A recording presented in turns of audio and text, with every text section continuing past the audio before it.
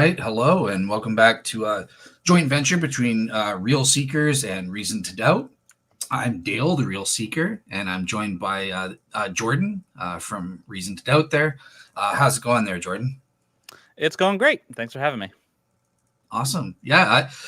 This was basically, I wanted to do this show because I saw a show that you did that I actually really liked, where you were kind of tier listing or evaluating all the various arguments for God and Christianity and stuff like that. And one of them was there was a small segment on Bible prophecies. And, you kind of mentioned that you don't think it's a good argument at all and that sort of thing. So I wanted to say, well, I think there is some hope for it, but I have kind of a unique take with Messianic Prophecies. So that was the impetus for this show. I wanted to see what's your take on my nuanced argument, and can it succeed, or is it a lost cause, just like the typical argument kind of thing. So yeah, but just before we get into today's debate on Messianic Prophecies, I just want to turn it over to you.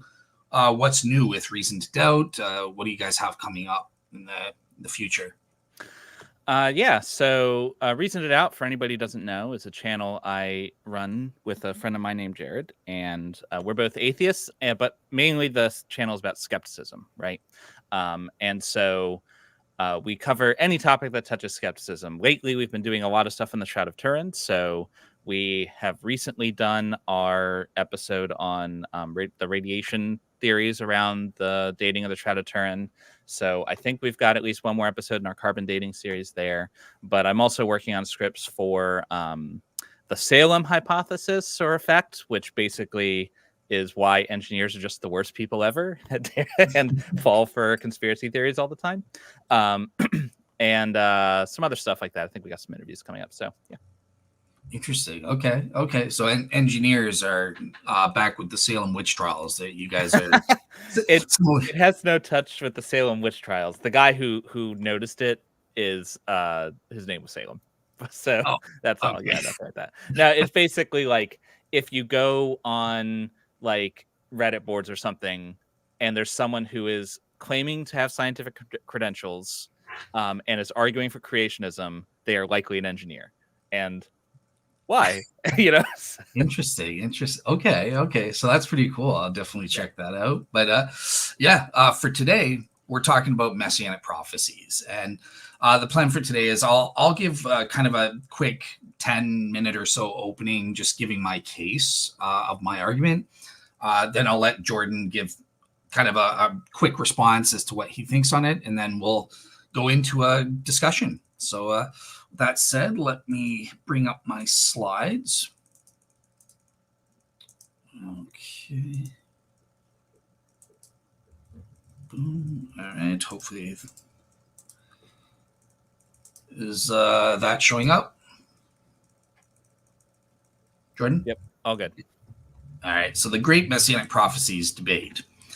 Okay. So by way of introduction, when it comes to the evidence from Messianic Prophecies, I think that there are fundamentally two different approaches to establish that, these things are supernatural or miraculous in nature. So the first is kind of the traditional argument that Jordan was responding to in his video with Jared, the argument from direct fulfilled prophecy, right? So this is where you have a burden of proof that requires you to prove that, well, look, there is a prophecy was given in advance of the fulfillment, and that the prophecy is of such a nature that the fulfillment would be deemed to be extraordinary in some way. And then you also have to prove that each of those elements was indeed fulfilled after the fact. So you have to prove the prophecy, plus you have to prove the actual fulfillment happened. And obviously that can get kind of difficult. So, for example, with Isaiah 53, a famous Messianic prophecy that we'll be looking at today, part of the prophecy is that not just that Jesus died. I'm sure Jordan will agree. He's not a mythicist wacko, so I'm sure he'll agree that we can prove Jesus died historically. But can you prove that he died for your sins? How would you prove a theological thing? You can't prove that. And because of that, stuff like that, I don't think making a traditional argument from fulfilled prophecy can work with respect to the Messianic prophecies. And that's why I adopt a different, or I've tried to develop a different or more nuanced argument based on the extraordinary circumstances. So it's a circumstantial argument. Essentially, I call it the Jesus or bust argument. So this is my own nuanced version, whereby I use the same messianic prophecies in the Old Testament, or some of them, and I argue that these prophecies, number one, they were written before the events take place, and again, they're of a sufficiently remarkable or extraordinary nature. So we're not just prophesying that the Messiah will be a human being. Oh wow, who cares? That of course, yeah, something like that. But when it comes to, I don't have to prove the fulfillment actually took place in history.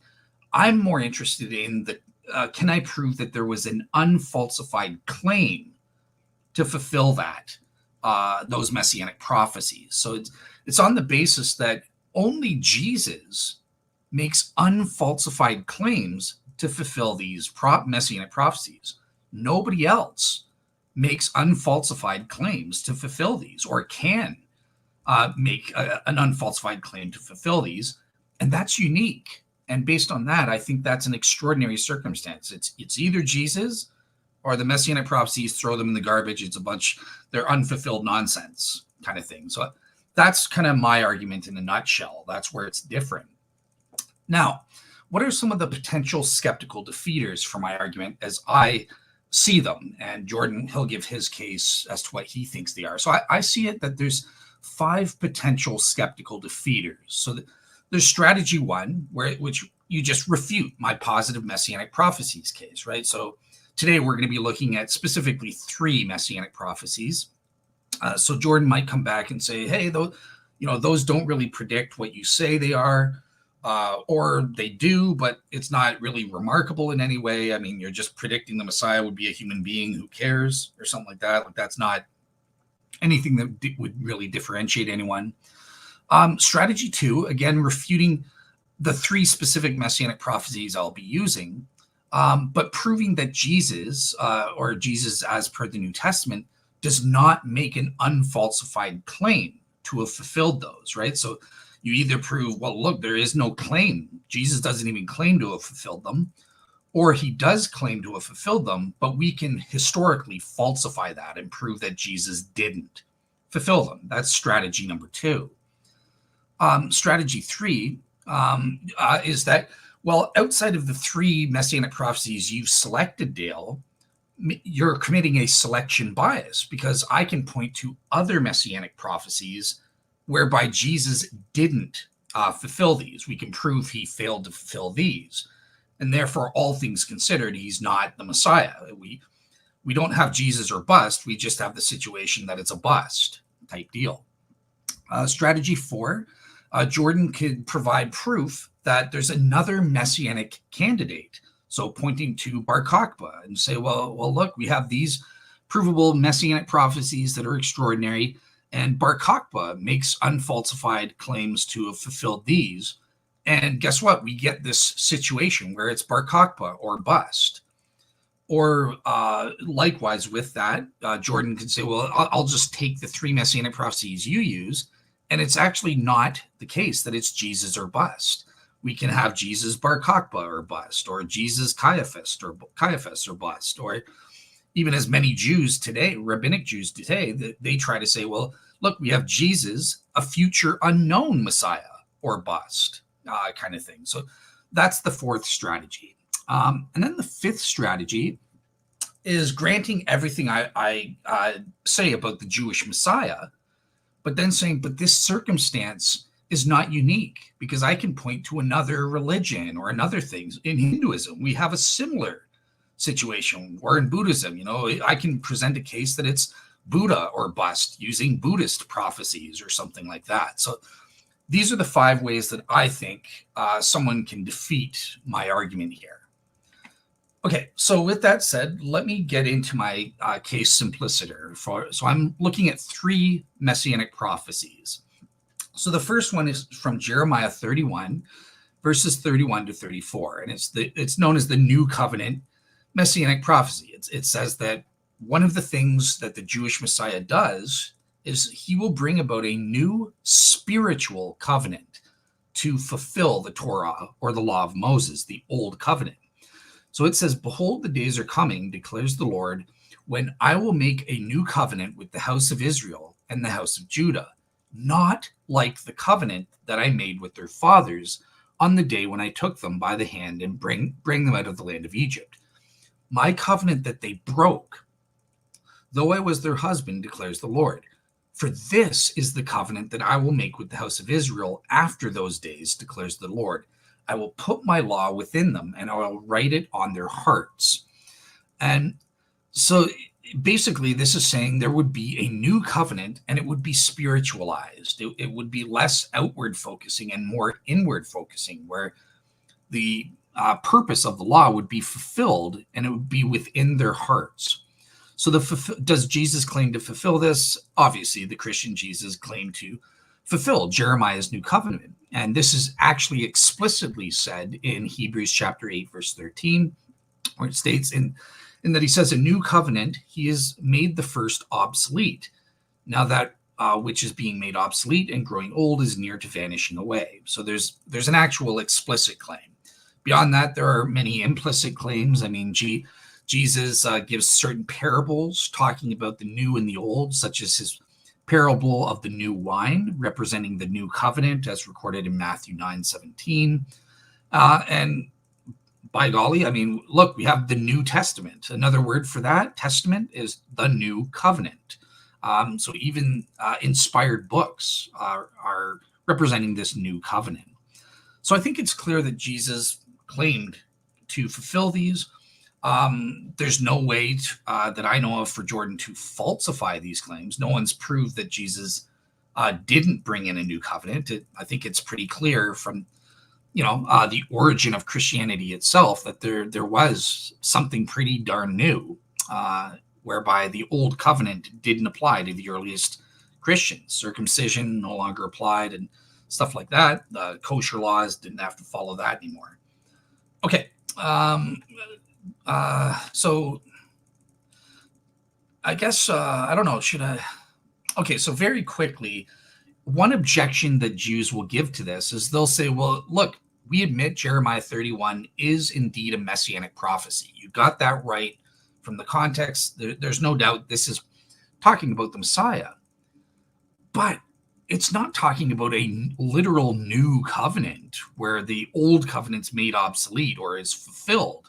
No, it's a reaffirmation of the old covenant. It's a reestablishing of the old covenant, just like King Josiah did. Yeah, King Josiah, back in the Torah, they forgot the old Torah, and they had to reestablish it when King Josiah discovered it in the palace. So that's how the Jews kind of counter this. What's my response to this? No, again, this is clear. The prophecy says that the new covenant is not like the old covenant that he made with their fathers. And it even goes on to spell out the differences in that the new covenant will be spiritualized, and that the new covenant will be related specifically to the Passover meal as well as the Messiah's sacrificial death, right? And that's where Jesus comes in and says, look, this is the blood of the new covenant, which is poured out for many for the forgiveness of sins.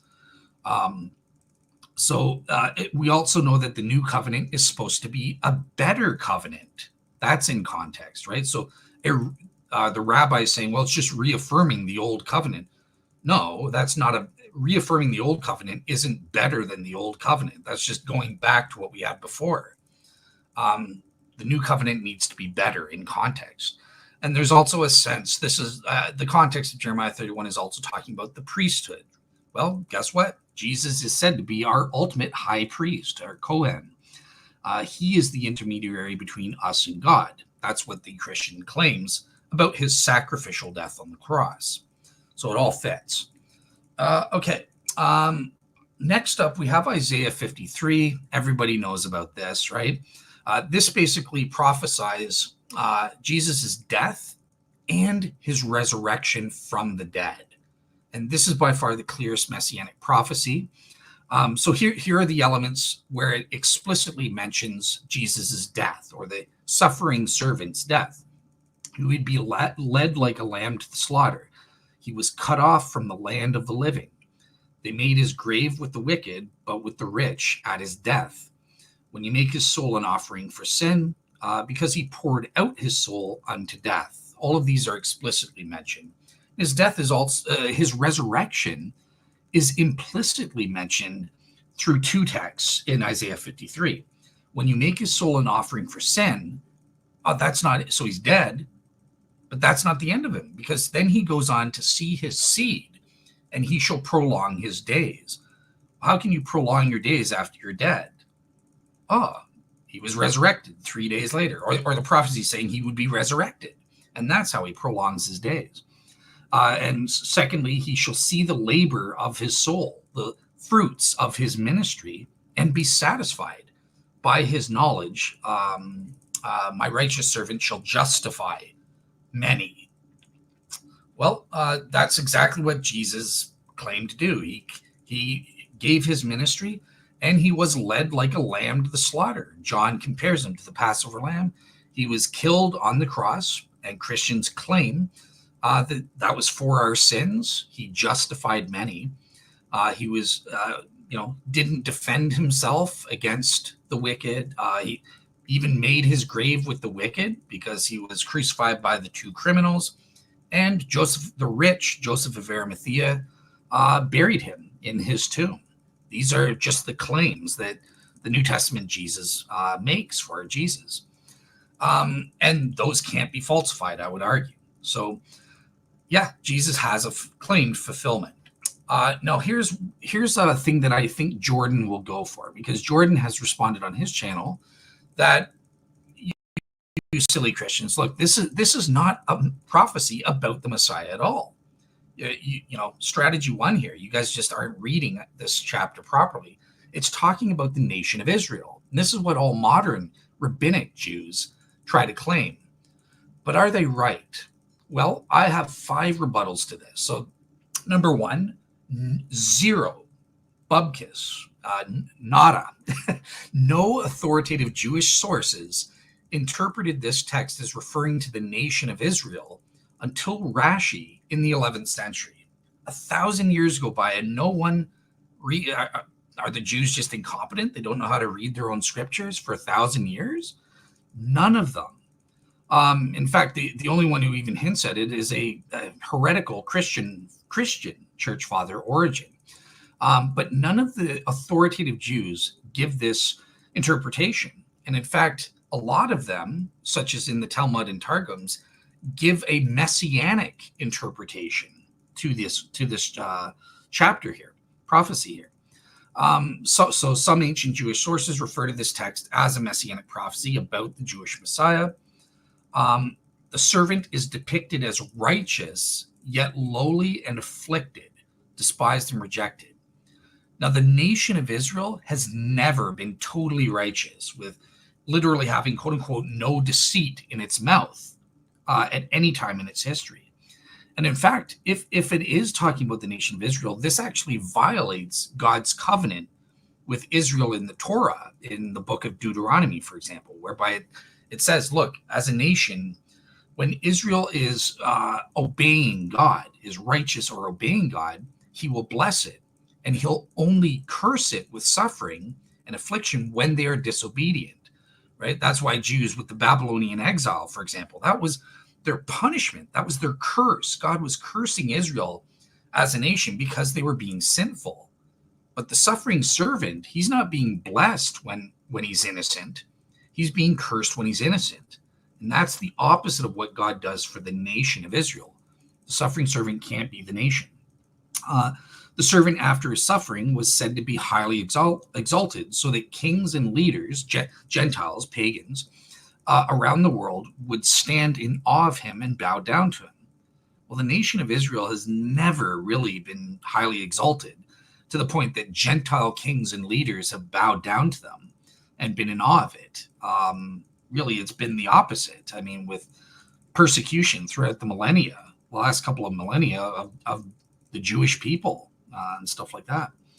Fifthly, and finally, Israel's suffering at the hands of the Gentiles have only ever brought further condemnation on themselves.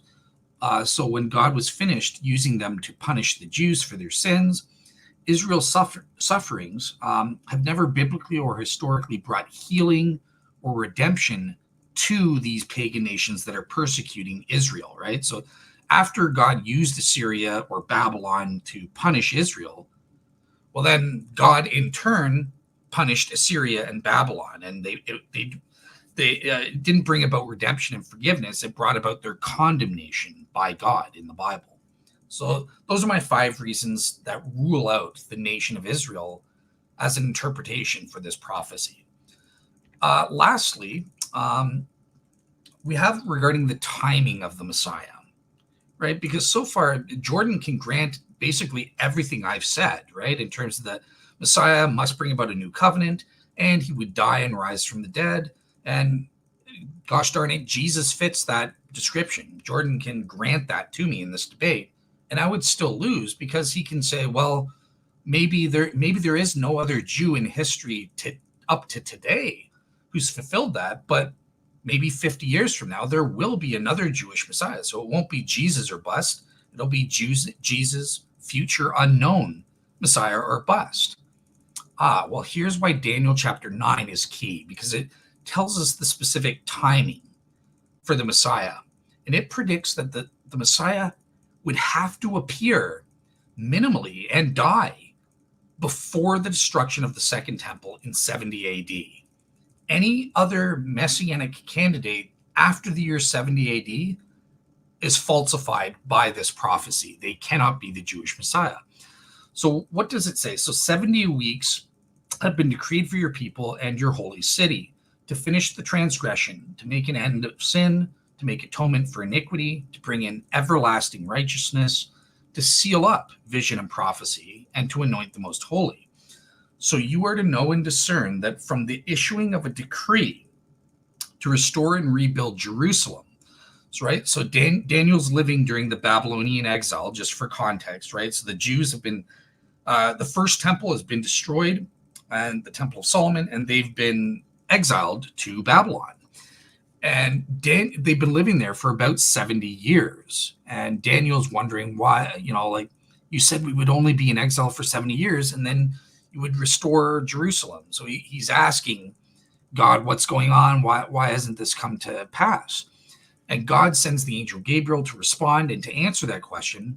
But then the angel Gabriel goes further and provides this messianic prophecy. So this is what they're talking about, the restoring and rebuilding of Jerusalem and the Second Temple.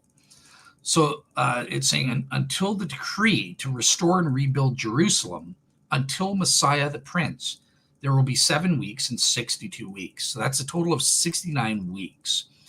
And by weeks, that just means weeks of years. These are sabbatical year cycles. So it's basically talking about a period of 483 years, or that's 69 weeks of years. And then it says it will be built again with plaza and moat, even in times of distress. Then after the 62 weeks is completed, the Messiah will be cut off and have nothing. And this is Hebrewism for saying he will be killed and have nothing. He will be out of the land, cut off from the land of the living. And the people of the prince who is to come will then destroy the city and the sanctuary. So the Messiah, basically this Messiah is saying that, okay, after 483 years, the Messiah will come and he will be killed. After the Messiah is killed, the city and the sanctuary will be destroyed. So this is where we get the proof that the Messiah must come before the destruction of the Second Temple. Now, there are many things to debate here, such as what the weeks of years. As I said, I take the interpretation that these are literal years. Most biblical scholars go for that. And it's referring to sabbatical year cycles, which is a period of 7 years, right? 1 week equals 7 years. These are not, some Christians try to use nonsense things like 360-day prophetic years and stuff like that. These are just not viable according to most biblical scholars. That's how I would interpret that. We also have to say, well, when is the start of this 7 weeks or this 490 years? When does this start? And we're told it's at the issuing of a decree to restore and rebuild Jerusalem.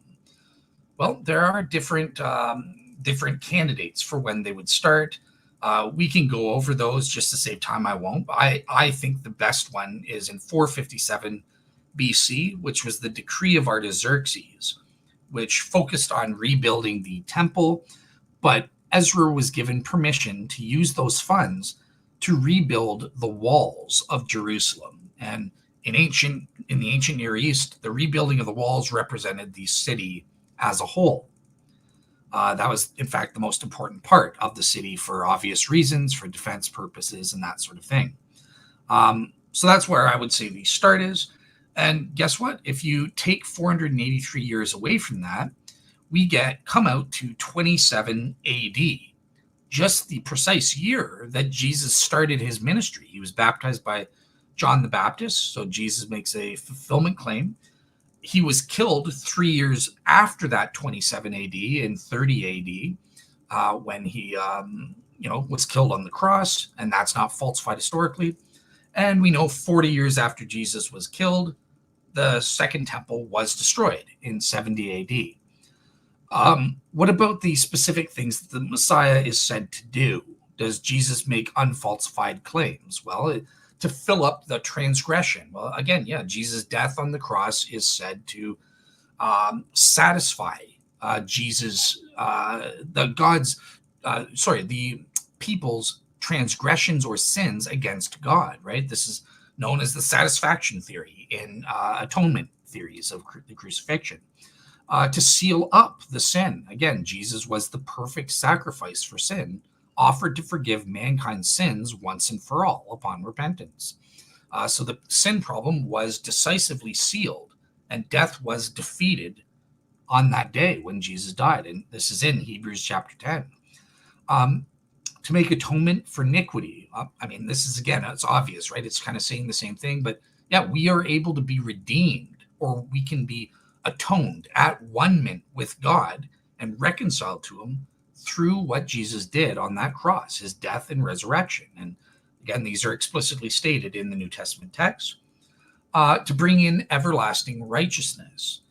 Well, what happened is God ushered in the Messianic era, right? That some Christians don't go for this. There are some differences, dispensationalism and that sort of thing, but there are, at least I would claim, unfalsified claims by the New Testament and Christians that what Jesus did on the cross and his resurrection ushered in what's called the Messianic era. So we have this already but not yet aspect of the kingdom of God. And that part is universally agreed to by all Christians, this already but not yet, the kingdom of God. Jesus ushered in the Messianic era through his death and resurrection. People were at one-ment with God or reconciled to God, and that kingdom of God is continuously through the centuries growing until Jesus returns at his second coming.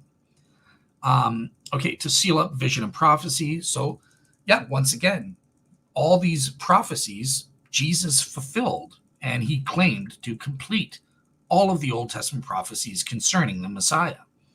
And there was no need for new divine revelations after Jesus and his immediate followers instituted the Christian church.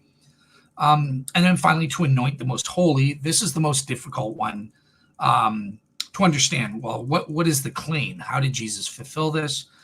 There are various ways. I think it's kind of talking about the initiation of the spiritual temple, which again is clearly in the New Testament, right? We as Christians now are the temple of the Holy Spirit and have Jesus dwelling in our heart. And in that way, Jesus anointed the most holy. If you don't like that interpretation, you could say, well, again, Jesus anointed it because he was God's anointed, the Messiah and the high priest. And when he entered the temple complex,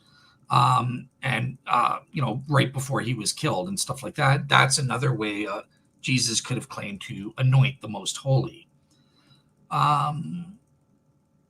Okay, yeah, I'm not going to get to those objections. So yeah, summary of my case, because I've been talking too long. So just with these three prophecies alone, I think we can clearly establish that there is this circumstance of Jesus or bust. The Messiah is said to usher in a new covenant.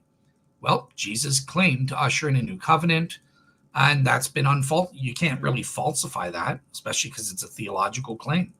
He definitely historically he did bring in a New Testament, a new covenant, uh, the religion of Christianity versus rabbinic Judaism or traditional Judaism.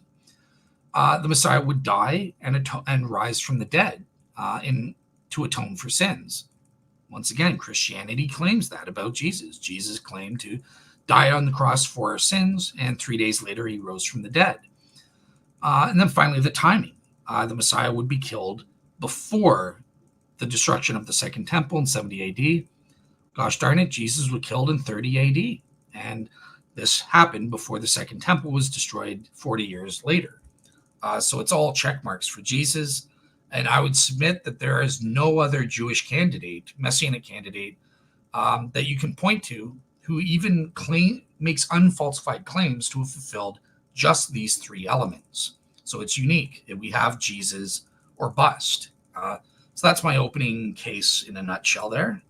Hopefully it wasn't too boring, but yeah, over to you, Jordan, to kind of give your case. Just a couple clarifying questions Sure. for myself and the audience. So the point, the purpose, the goal of this argument, as I understand it, is not to say necessarily that Jesus did in fact fulfill these prophecies, but that the combination of the prophecies are such that if Jesus didn't fulfill them, then nobody ever can. Is that right? It's that yeah, Jesus alone is the only one that makes unfalsified claims to fulfill through the New Testament and biblical Christianity's claims. Okay, so if successful, someone would be convinced that the only possible options for a Jewish Messiah would be Jesus or never, like Yeah, nobody ever. yeah, Okay, Jesus or it's a crock of garbage. But gotcha. yeah, Okay. First, I am in fact not a mythicist wacko. I do think that Jesus existed in history. Um, good. Sorry. I am currently an atheist. I used to be a Christian. So I mean, if I wanted to be unentertaining, I'd just say, "Cool, bust then." Like, Jesus or bust, I choose bust. Like, that's a perfectly valid option for me, but that's not very entertaining, so we'll keep going. I do think that, while this version of the argument might, avoid some of the burden of evidence that the more traditional version does, it still has some of the same elements, so you'd have to show that the prophecies were made in advance, otherwise they're not very good prophecies, right? And you'd have to show that the combination of things coming together would be extraordinary. So usually it's like, here's the prophecy. If someone will fulfill this prophecy, it would have to be extraordinary, because you're trying to loop in all of them and kind of constrain Jesus in such a way that he's the only option. It would still need to be that the combination of things would lead to just one singular person, and there'd be no other way for it to for it to obtain any other way. And I'm not sure that the nature of prophecy in the Bible is such that that's going to be possible. Prophecy by its nature is slippery, it's flexible, and it's interpreted in a variety of ways by different people. In other places, you've said, and other people said, there's no like label on a verse in the Bible that says, exclamation points, by the way, what follows is messianic prophecy, and then prophecy, and it says, okay, end prophecy, and keeps going. Like, that's just not how it does it. So people have to read through the text and decide, this is a messianic prophecy, this isn't. That by its nature means that if you can kind of build your own adventure. If Jesus didn't fulfill this, well, guess what? That wasn't a messianic prophecy, no problem. Or if Jesus did seem to fulfill something, boom, we'll pick that out. That's a messianic prophecy, and we know it because the Messiah fulfilled it, right? You've also got slippery stuff inside prophecies because there's multiple ways of interpreting them. And so you can just pick the one that fits the person that you think. And I'm not saying that you do that dishonestly. Like, I don't think that the the original Christians who were doing this, digging through the text, and the original Christians were Jews by and large, digging through their text, trying to find pointers to Jesus. I don't think that they were doing this to deceive. I think that they believed Jesus was the Messiah. And so they'd read Isaiah 53. It's like, wow, golly, that sounds a lot like Jesus, boom, fulfilled prophecy. And so I think in order to actually succeed, you would need to show that your combination of things is not just that it applies to Jesus, but that there's no other interpretation that you could have that would make it such that you could apply it to anybody else. I think that is a thing that you'd have to take on as part of your combination argument. So yeah, that's my stance. And now we can just talk about the specific points if you want. Sure. Okay. So that's your opening. So yeah, thank you. Yeah. So I think the first thing I would just say, the first point that I heard you raise, I had to run out for a second to grab a piece of paper, so I might have missed your second point. But the first point is you were kind of like, well, Jesus or bust. Cool, I'll go for the bust option, right? So very clever, but I don't think I think that's kind of missing the point, right? Because let me ask you this: when you said bust, then are you trying to say that you can prove that the bust option is true, or are you saying what? Okay. I'm just saying that, so if you were making this argument to somebody who accepted that someone must eventually fulfill the requirements of Messiah, like that's a religious commitment they have, then this could be efficacious. I'm saying that for me as an atheist, even if you manage to show that it's either going to be Jesus or no one will ever fulfill them, okay, then I guess nobody's, I can just as easily say, okay, nobody then. It's fine. I don't ever need anyone to fulfill them, whatever. But I think at that point, at least your argument still be succeeding, even if it wouldn't convince me that Jesus is the Messiah. It would be, your argument would be conceding at the thing it is setting out to do. Mm-hmm. Right. And the thing it's setting out to do is not convert me personally to Christianity. It's to convince me of this particular proposition. Okay, cool. And so that is a valid thing to do if we're trying to adjudicate, well, let's pick one. But I think my argument, here's what I want to get. So let's grant we have this circumstance, Jesus or bust, just for the sake of argument here. And if I could get you to that, I'm trying to argue, and that is significant in proving that, well, it's not bust then. It's got to be Jesus, because that circumstance is unique under atheism or naturalism, right? If we assume there's nothing special about this circumstance, why, if it's so easy to make unfalsified claims of this nature, why on God's green earth has no one else been able to do this? Why did Bar Kokhba suck? I mean, if you look at his claims, they're not fulfilling anything about the Messianic prophecy. And in fact, the only Messianic prophecies he was claimed to fulfill, in the end, he got killed and his Jews got slaughtered. So he's been falsified. So don't you think that the fact that only Jesus could have pulled this feat off, isn't there something to that might suggest there's something going on? Because under naturalism, I would expect this to be a dime a dozen, like some other Jew could do the same thing. I think that there's a little bit of the puddle analogy sort of thing going on, where, or more like you throw a dart at the wall and then draw the target around the dart. I think that's kind of what is happening with the foundations of Christianity. So to dig in, I think it might be illustrated if I dig into one of the examples. So one of the examples you gave was let's go with the timing one. So the timing of the Messiah, it has to be at this specific time, right? Mm-hmm. It's 70 weeks, and weeks are years because they're prophetic weeks. And from the outside, it's like, okay, well, they're prophetic weeks, unless they're like literal weeks, or unless they're decades, right? Because where's this rule written down? You can't go out and measure a prophetic year. It's just whatever people have declared that they would be. Some people, like you said, well, they're 360 days. You don't agree with them, but who's to say they're wrong? Well, it means it doesn't apply to Jesus, but okay. There's no external validity to any of these things. And you can see this in practice in people using these similar rules to predict the end of the world, which has been a pastime of Christianity for 2,000 years and still going strong. If you remember in 1984, the 84 reasons why the world thereafter is going to happen in 1984, the gentleman who wrote that used this kind of prophetic language, this kind of prophetic math, and had a whole bunch of reasons why that all pointed to 1984. But we're still here, so obviously it didn't happen. And my point is that because of the nature of this kind of prophecy, it's flexible enough to be made to apply, perhaps not to anybody, but to a wide variety of people in a wide variety of situations. And when you add on to that it's not unambiguous what even counts as a prophecy, which ones are prophecies.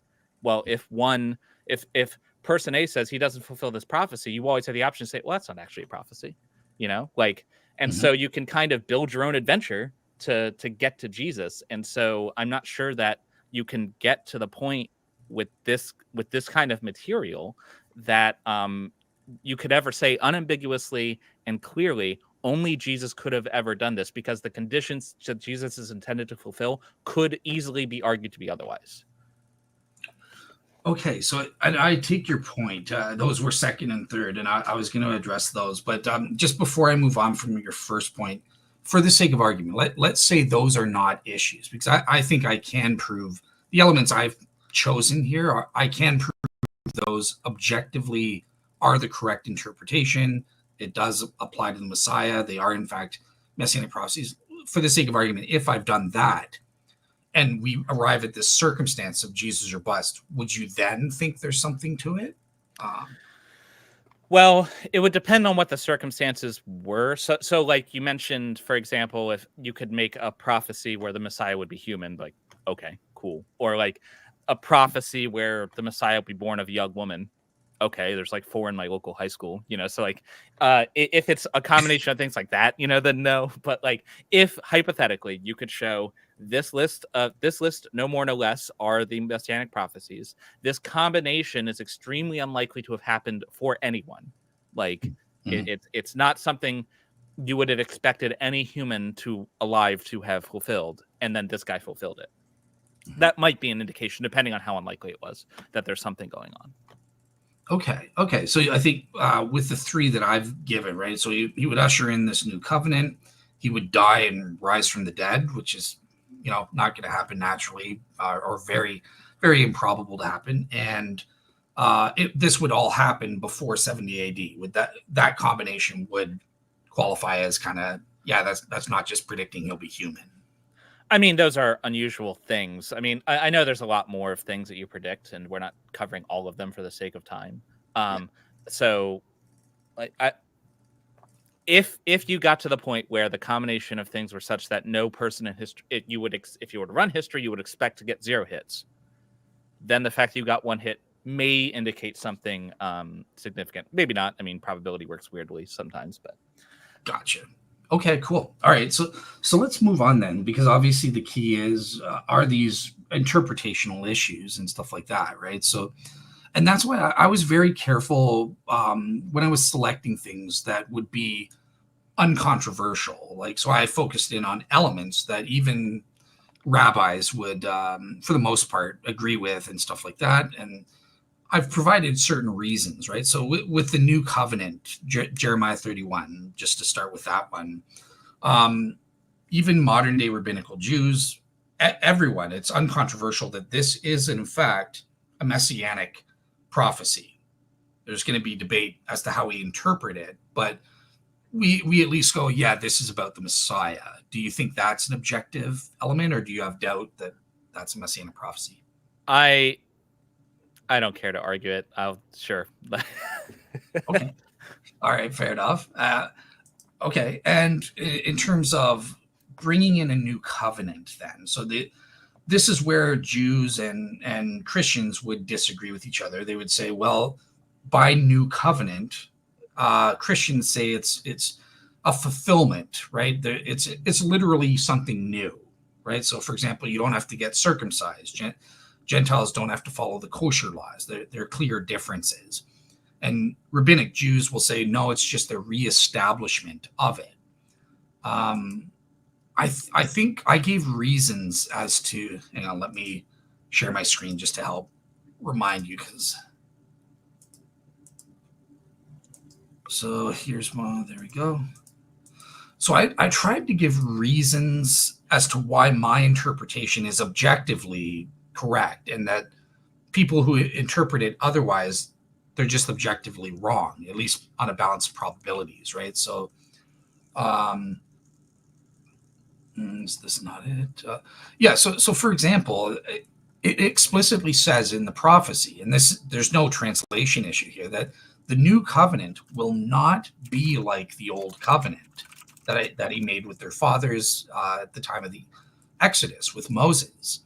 Um, I think it's pretty clear, even just from that alone, just from what the text says, that this is a different covenant. Um, don't you think that's a good reason? Well, who decided that it was a new covenant? That was primarily the people who came after Jesus died, his followers, who wrote these books and declared this is a new covenant. It was Paul who came up with the idea, probably, that, or at least popularized it, that Gentiles don't have to follow kosher laws. In fact, this was a schism in the early church where the more Jewish followers of Jesus, including some people who were like probably knew Jesus personally, thought you still had to be Jewish. And if you were going to convert to Christianity, you had to follow the law. You had to get circumcised. And Paul was like, no, because people are not going to do it if we have to cut off parts of their penis. So let's go do this thing. And so, like, clearly it's not unambiguous because the earliest Christians argued that like there was a major schism. Now, the one that was more popular went out. But this isn't necessarily something Jesus did. This is something that his later followers put on Jesus, or you could at least interpret it that way. And so, again, if you're relying on writings written by people who came after Jesus died, and these people who are writing the writings know the prophecies, right? And so, if the Messiah has to make a new covenant, well, by golly gee, Jesus is going to make a new covenant, and here's what that looks like. So that's great. So on the prophecy end, on the back end, right, in terms of the prophecy itself, I think you're agreeing with me that objectively, yeah, the prophecy does seem to be calling for an actual new covenant, but your objection is more about, well, did Jesus make an unfalsified claim to fulfill that? And you're saying no, that's been falsified because later writers just invented something like the no circumcision, stuff like that. Is Not that ex- is that Not correct? exactly. So, I'm not saying that it's been falsified or arguing like, let's say that this is a prophecy that he's going to make a new covenant. What does it mean to make a new covenant? What does that exactly look like? How would it manifest? I can imagine many different ways in which one could argue you have a new covenant. Jesus, the way that Christianity did it, you could say is one of those ways, but it's not the only way in which you could have a new covenant. Jesus certainly didn't lay it out unambiguously. And the only words of Jesus we have come to us written by people who knew of these prophecies. And so you always, whenever, even if you could say, and I don't think you can, but even if you could say, this is what a new covenant will look like, A, B, C, and D, right? Mhm. And then in the gospel, you have Jesus saying, I've done A. Well, did Jesus say that? Or did the people writing it who have the prophecies in one hand, did they put those words on Jesus? And I'm not saying they're lying, because I don't think the gospel writers were being deceptive, but this is how legends form. If someone has to be A in order for them to fulfill the thing you think they fulfilled, then it's very natural for stories to crop up where he's doing A. And so you just got so many things you'd have to actually establish, right? Well, so I don't. So here's the beauty. I don't think I do, because I'm not making a traditional argument from fulfilled prophecy. So if you're conceding that there are these claims about Jesus in the New Testament, and that's all I care about, right? And you're saying you can't falsify that Jesus said this. So that means we have this claim that Jesus supported this or said this, right? Like, certainly Jesus didn't give a rat's patoot. Well, this is the wrong way to say it, but he violated the Sabbath from a strict Pharisaic perspective, right? So I could point to that as an example and stuff like that. And the Paul and other New Testament writers are claiming that Jesus ushered in this new covenant, which included these aspects about Gentiles don't have to be circumcised, and the kosher laws, you don't have to follow that. So the only way I think your objection would work is if you can, on independent grounds, historically prove that Jesus didn't claim this, or didn't support this this particular aspect of the new covenant.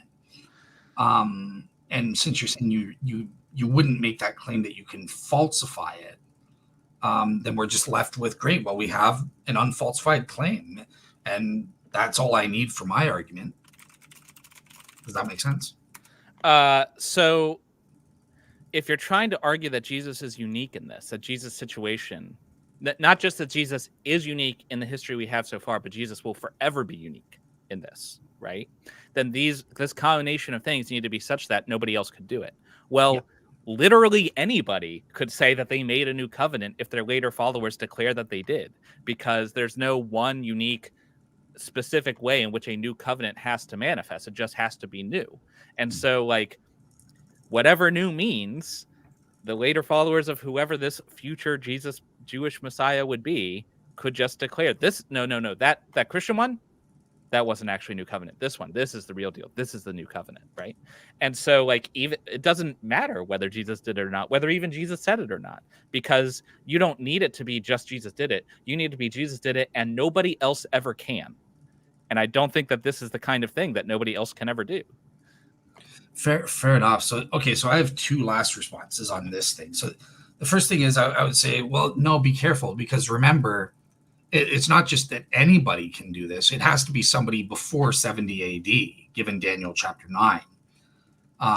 Right? So it's not just anyone in the future. So, and just conveniently, amazingly, almost, we don't have anyone, any Jew living before 70 AD, other than Jesus, where there's even a claim that they brought in a new covenant in any sense of the word. I mean, look at the Maccabees. They were said to be anointed ones and stuff like that, and they just reaffirmed the old covenant and brought it back against Hellenism. So there's literally no Jew before 70 AD who even makes this, as you put it, great, such an easy claim. I mean, look, I'm Dale, and I'm bringing in the new covenant of Daleism. It's so easy. The second thing I just want to give as a rejoinder, and then I'll give you the last word, and then I'll move on. But it's also not true that this new covenant is just completely unqualified, because in Jeremiah it does specify certain things about it. So, for example, it would be better than the old covenant in the sense it would be spiritualized in the day of the Messiah, where the law would be written and commandments of God would be written in the hearts of the followers of God, right? So that's something that had to be in the claim of anybody that claims to bring in this new covenant. And it also had to be related to the Passover meal in context, and a sacrificial death in the place of the Jewish people or other people for their sins. So those are specific elements in Jeremiah that also need to be a part of any claim to bring in this new covenant. So last word to you on this. I personally find it distasteful to say that the Christian version of the Christian redaction of the Old Testament, the laws there, is better than the Jewish version. I don't know that there's an objective way to say it's better. You can think it's better for you personally. Other people may disagree. So I don't know. Better doesn't seem to be a very valuable modifier here. But in any case, what it being spiritual and written on your hearts, like, that could again mean almost anything, as long as it's different. You could say that, okay, what's written on your hearts is this set of laws. Like, what's written on my heart is that you have to be circumcised. Boom. Now I have a spiritual law that's different from the one Jesus allegedly did, and it still fulfills the requirements. And in terms of the timing, I don't think that these are objective things. I know you think that your interpretation is correct and other people's interpretations is wrong.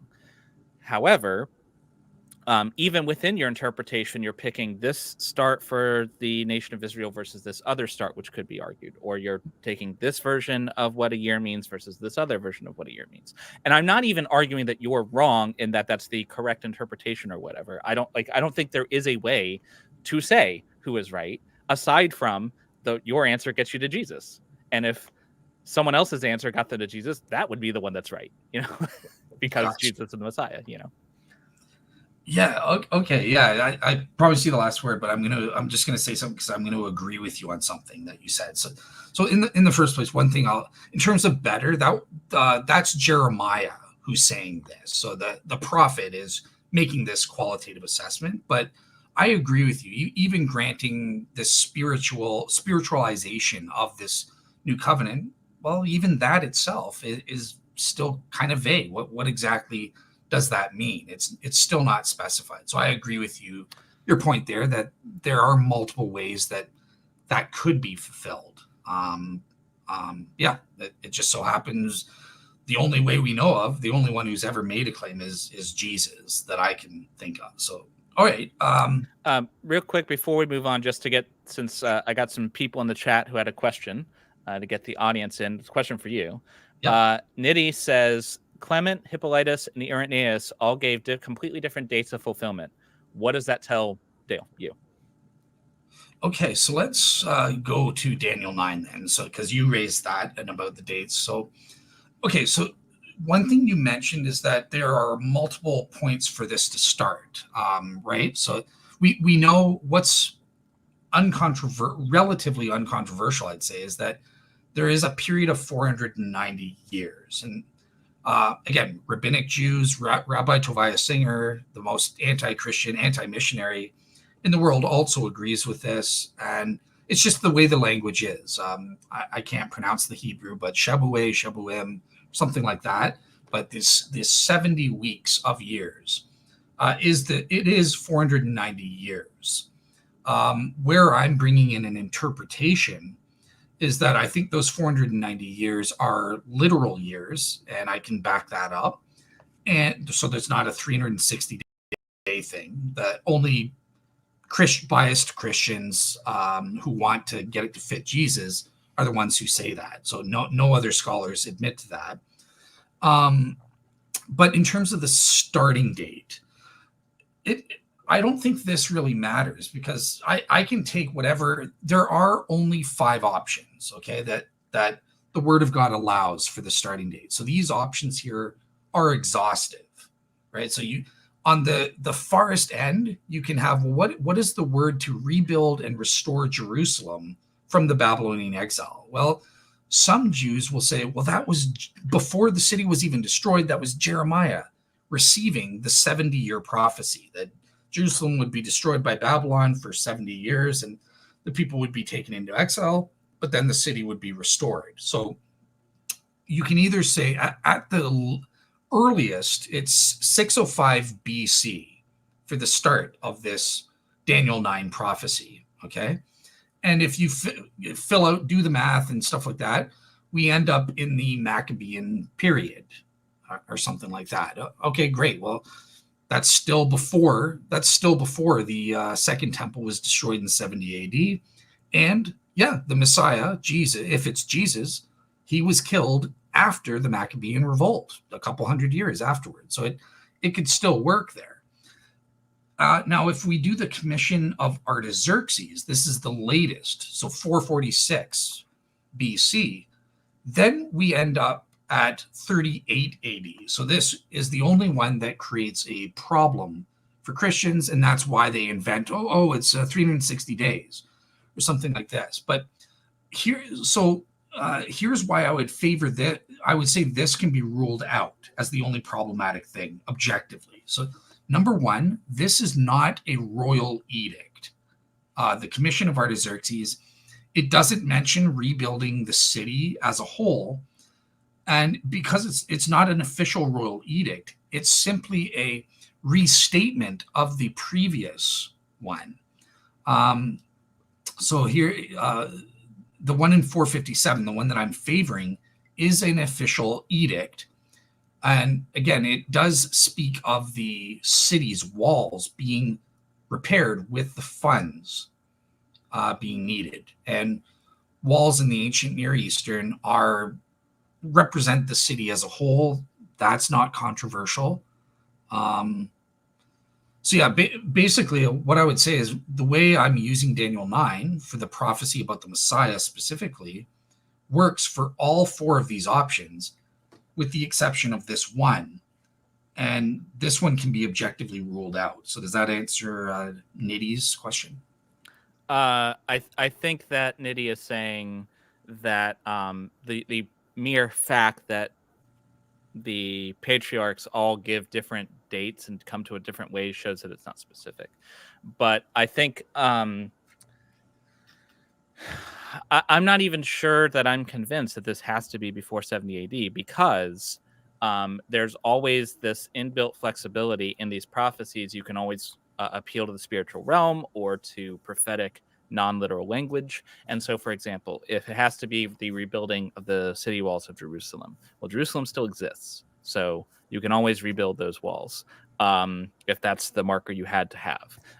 And in terms of timing, it has to be, you mentioned liberation from Babylon. Well, Babylon can be taken metaphorically to be liberation from some other conquering thing. And so this is a metaphorical Babylon. And so my point is not that these things are the interpretation to have. My point is that one could point to the exact same verses and have a completely different interpretation. And I'm not sure that there is a way to go out and measure this with, there's no independent measurement one can take to definitively say their interpretation is wrong. Definitively, yeah.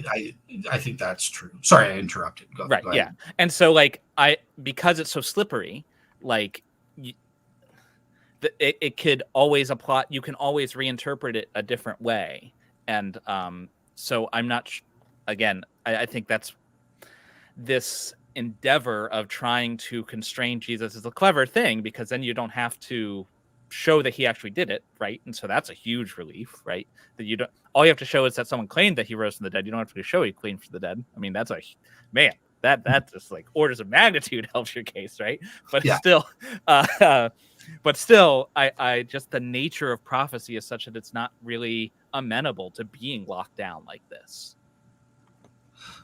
Okay, so and just to Nitty said yes, that what I stated was basically what he stated. So okay, so the thing is, I would say, like, that the metaphorical Babylon that works for something like Revelation, but it doesn't, as though it but it doesn't work in the context of Daniel 9. Like, we objectively, I haven't heard any scholar, like even the most radical scholar, who would advance that as even a possibility, because in the context of what's being said, it is clearly Daniel was, according to the author, written during the literal Babylonian exile, right? That's what the story is purporting. Whether that's true or not, who cares? But that's what the author is trying to get us to believe, is that Daniel's writing at the end of the Babylonian exile, and then he gives this prophecy about 490 years from the decree of their overlords, of the exilic leaders, which were the Persians at this point, to restore and rebuild Jerusalem until the Messiah. So that the context is just clear that it is talking about the literal decree to rebuild and restore Jerusalem. And I literally know of zero scholars who question that. No, so nobody questions it in the version of history we have now, right? Up to today. But that's not the point. It's because you're not saying that this is the only person who did do this thing. You are also saying he is the only person who could have ever done this thing, right? This sort of claim not only has been made for Jesus, but cannot be made for anyone else. And so it's just not sufficient that this assertion hasn't been made yet. It needs to be such that it can't ever be made. Otherwise, this unique set of circumstances wouldn't apply uniquely to Jesus forever and all time. And so if one could interpret this prophecy in a different, more spiritual way and still have some grasp on legitimacy, then that just means that in a different version of history, if you replayed it differently, some other person could claim in a different time, in a different place, in different circumstances, could claim to have fulfilled this prophecy. That's not the world we live in. And, so maybe this, but I'm saying, like, in a different version of history, somebody else could do things differently than Jesus and still fulfill this prophecy. Or somebody else in the version of history we have could fulfill this prophecy in the future in a more spiritual way. That's what I mean. Okay. So I guess I would just have to appeal that those suggestions are falsified, are extremely likely to have been falsified, given the context of this prophecy, whereby objectively it's proven beyond all reasonable doubt. Let me at least say that this prophecy itself is meaning a literal decree and talking about the literal city and a literal Messiah being killed before the destruction of the second temple that's rebuilt. I think that. Okay, so let's go to a different prophecy that you've mentioned, not here, but elsewhere, to kind of show what I mean about this flexibility. Okay, well, just before we do that, because I was going to give you a point, right? Here's where there's it's not proven beyond all reasonable doubt. And I kind of, so what is the Messiah going to do before he's cut off? And there's certain things here, right? About finishing the transgression, an end to sin. So some of these are I think are very clear as to what they're trying to say, but there's more debate as to what it means. Like, so for example, to bring in everlasting righteousness, or this one right here is the most controversial, to anoint the most holy. What exactly is the prophet saying here? There is ambiguity here, and that's where I think your point that you're going to come to would more apply. But even still, because I'm only caring about established Jesus, either way, whatever this means, we don't know the proper interpretation, right? So because we have this unknown, we can't use this against Jesus, and Jesus definitely has an unfalsified claim that may fulfill this. Because of that, I think that you can't point to this ambiguity and say, well, the argument fails. We just have to ignore the ambiguity until we figure out exactly what it means, right? If we could prove that to anoint the most holy, let's say that can only be interpreted with a spiritual Messiah and a spiritual Babylon or something like that, well, then you could argue, well, Jesus can't fulfill those. He's been falsified. But you can't say, well, we don't know what this means, therefore the literal interpretation of Jesus's claims can't be used or something. Does that make sense? Yeah, I mean, I guess you can just ignore the ambiguity, but I would say that there's a lot more. There's so much potential ambiguity that I don't think you can ignore it. But what I mean, with you're talking about the person who wrote it meant a literal reconstruction from Babylon, and so we should go with that, right? Yeah. Elsewhere, you've talked about the virgin birth as something that points to Jesus, and obviously there are scholars who say this doesn't mean a virgin birth; it means the birth of a young woman. And that's what the person meant. He was talking about a specific young woman in his own context. But the argument that this is like, actually, that's not, no, it's not this virgin or this young woman here. It's a virgin in the future. And whether or not he was talking about a young woman or a virgin or now or then is a little bit beside the point. My point here, just like with the spiritual thing here, even if the person seems to be talking about someone in his own time, you can always interpret it to mean something different. And so it can be whatever you need it to be in order to have your person fulfill this thing. So it's not that even Jesus didn't fulfill this prophecy. It's that Jesus is not uniquely positioned to fulfill this prophecy. Does that make sense? Okay, so maybe say it again, because I thought I was getting it for a second, and then I lost it. Sorry. Okay, fair enough. So you're saying that the 70 AD, the spiritual Babylon thing, that hypothetical idea that I threw out there, wouldn't work because the person writing the book, whether or not timing doesn't matter, he was talking about the actual exile to a actual literal Babylon and the rebuilding of the walls from that literal exile. Right. Is that right? Okay. Yeah. So I don't And I can concede all of that, because it's not enough that the person was saying that. It's what I'm pointing is somebody else in a different set of circumstances could just as easily interpret it differently, and there would be no way to say that they're definitively certainly wrong. And as an example of this happening, um, in Isaiah, there's the prophecy that a virgin or young woman, depending on how you want to interpret the language, would give birth, right? That would be the sign. And scholars, many scholars at least, say that he's talking about that right, a person in his time. Right. This a person right now is going to do it. That's going to be the sign. Christians interpret this to be predicting a future person. Whoever's right.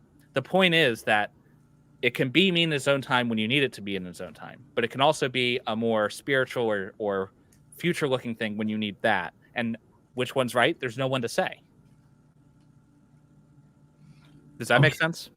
I think so. Yeah. So I would agree with you. Look, I'm near 100%, but I don't think I would want to claim that, for example, with Daniel 9, that, oh yeah, no, it's 100% absolutely proven that the guy who wrote this prophecy didn't have in mind a spiritual Babylon and a spiritual rebuilding of Jerusalem or something like that. That didn't correspond to the literal rebuilding and restoring of Jerusalem in a decree.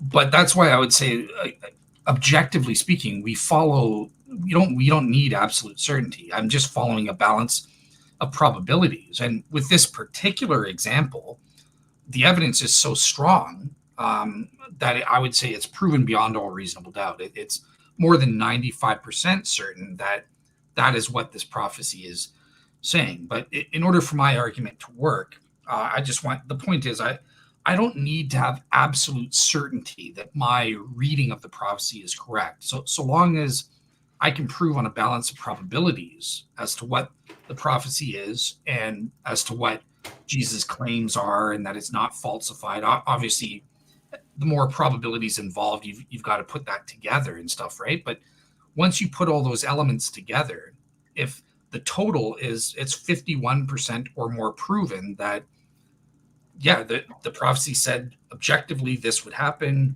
and that Jesus has an unfalsified claim to have fulfilled those, and only Jesus has that unfalsified claim, then that's enough for my argument to succeed. I would say, well, probably these messianic prophecies are miraculous. So it doesn't need to be 100%. I don't know why you're so appealing to a possibility. Let's say there's a 1% possibility that your spiritual interpretation, I'm kind of just like, well, who cares? I follow the evidence. So, first of all, I agree. If something is 50.1% likely, then we should believe it, just not very strongly. But Going to decimals, geez, you beat me. but in any case, so it's more that I'm not appealing to a possibility and saying it's possible, therefore it's probable. That's not the kind of argument I'm trying to make.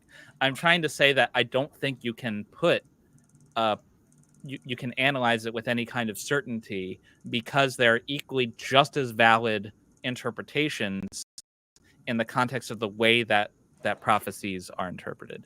But I did have one more point that is I'm just basically kind of trying to outline why I think prophecies don't lend themselves to this kind of analysis. And another example is the related to the virgin birth, which I understand isn't a prophecy brought up today, but it is a very popular prophecy, right? And so this one comes from Isaiah 7 and is it's very iconic in Matthew 1, right? And so in Matthew 1, for those who haven't memorized the entire Bible, it says that Matthew 1:22 says, "All this took place to fulfill what has been spoken by the Lord through the prophet." Verse 23, "Look, the virgin shall become pregnant and give birth to a son, and they shall name him Emmanuel," which means God with us. And then it goes on a little bit. Jesus woke from sleep, blah, blah, blah, blah. He had no marital relations with her until she gave birth to a son, and he named him Jesus, not Emmanuel. Now, there are interpretations of the prophecy that get around that, but my point is not that there aren't interpretations, but the prophecy said He'd be born of a virgin and named Emmanuel. And he is, at best, born of a virgin and named not Emmanuel. And so you're kind of taking the parts of the prophecy literally that you want, and the parts that you don't want to be literal, they're not literal. And so, like, you could just, like, if somebody else had been born, done all the things Jesus did, except his name was Emmanuel, he'd fulfilled it even better, right? So, gotcha. Yeah, that is a great point, right? So yeah, so it's with the obviously I'll talk about the virgin birth kind of thing, right? So there's a difference. So one thing I'll say to start off with is that so with the virgin birth, right? Some Christians say, yeah, Isaiah is actually predicting a virgin birth, and I would say based on Isaiah being written in 750 BC, we can't know. It's an equally probable interpretation that maybe he's predicting that there'll be a miraculous birth and that's a virgin birth, or he's just predicting that there'll be a young woman will have a miraculous birth and that will be Emmanuel and stuff like that. So my first point is that if we do have an equal probability where there's ambiguity, that can't be used against the success of my argument, because the fact is, either way, Jesus has an unfalsified claim to fulfill that. Now, the second point that you raised, which I think is a good point, is that you're saying, no, we can actually falsify Jesus because his name was Jesus, and the prophecy clearly says that the little baby's name would be Emmanuel, right? So now you're kind of providing look, I can falsify Jesus on a balance of probabilities on the basis of this aspect. And that would be a good argument. And obviously this is where I would come and say, well, I don't think you can prove that the prophecy is saying his literal name would be Emmanuel. I would argue, again, names in the ancient Near East, especially in this early time, pre-exilic period, we know how the names functioned, right? They often function as titles or aspects or attributes of something, right? And that's why so many names have God's name in them, stuff like that. So Emmanuel, I think it's an equally probable interpretation. And if you think I'm wrong, you can tell me why. But I think it's equally probable to say that this is talking about the attribute that Jesus would either be literally God with us, or more likely, because I don't think Isaiah knew about the incarnation, that his birth would signify God is with Israel and is reconciled with Israel, despite this King Ahaz's stupidity. So I think that's an equally probable interpretation of that aspect of the prophecy compared to yours of saying, well, the baby had to be literally named Emmanuel. So I think, trying to think the best way to say in words the graphical picture I have in my mind. So you've got, your whole argument is basically you're restraining the attributes that a Messiah must have, right? So like if you have one prophecy, maybe it has multiple interpretations, and so it could be this group of people, and then another prophecy has this group of people, and if you overlap all of them together, it narrows down to just one point, one person, right? Right. Yeah. And so my what I'm saying is, because prophecies are innately so flexible, I don't think you can with one interpretation narrow down to this point, but you could just have another interpretation that narrows down to another point, and another interpretation that narrows down to another point, and so the probabilities are just going to explode because they are so like almost infinitely fungible. Like you can they're like Gumby. You can manipulate them any way you want, and so like there's a little bit of confirmation going on, because like the earliest Christians, when they were looking through their text trying to find confirmation, they picked out the verses that matched what they believed. They believed Jesus was the Messiah. Here's a prophecy, let's match it to Jesus, and just going on and on and on. Again, not deceptively. I'm not asserting that they were lying or it was some conspiracy. This is just how humans work, and so the idea, because your argument hinges that nobody ever could fulfill these prophecies, only Jesus can. Mm-hmm. it's not just enough to say, well, I think the probable interpretation is this. No, it has to be, this is the only interpretation that is reasonable, because otherwise some other person in the future could do it, or some other person in the past could do it. Like it. Fair enough. So that's, I think, strategy, what I called strategy 4 as a defeater, right? So you're absolutely right. So let's pretend you say there are these other equally probable explanations for these messianic prophecies and stuff like that.